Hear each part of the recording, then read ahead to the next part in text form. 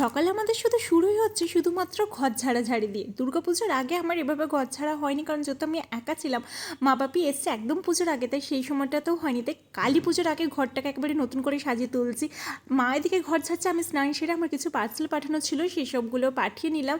দেন এখানে রান্নাবান্না করে নিলাম, তারপরে আমার ভিডিও শ্যুট করা ছিল কিছু কালেকশানে, সেই সব কিছু করে নিয়ে মা আর আমি দুপুরবেলায় খাওয়া দাওয়া করে শুয়েছি। আর চলে এসছে বেশ কিছু পার্সেল। দেখো, দুর্গাপুজোতে তো নিজেদের সাজার জন্য অনেক কিছু কিনেছি, আর কালী পুজোতে আমি আর মা ঠিক করেছি ঘরটাকে নতুন করে সাজাবো।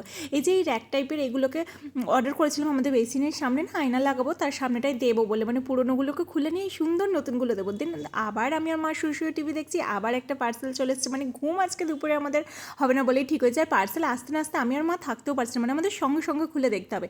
এটাও একটা বাথরুমের জন্য র্যাক অর্ডার করেছিলাম, সেটাও এসছে, ভীষণ সুন্দর কোয়ালিটির এসছে, কিন্তু আমরা সবগুলোই ফ্লিপকার্ট থেকেই নিয়েছি, প্রত্যেকটা ফ্লোরেরই নিয়েছিলাম। দিন সন্ধ্যেবেলা এখানে বাপি লাইট লাগাবে বলে লাইটগুলো বার করেছে, আর আমার আর মায়ের দেখো তখনও গোছানো শেষ হয়নি। এসব গোছাগুছি করতে করতে হঠাৎ করে পেয়ে গেছি আমার বর যখন বিটেক করছিল তার একটা কোয়েশ্চেন পেপার, সেটা নিয়ে আমি একটু দেখছিলাম।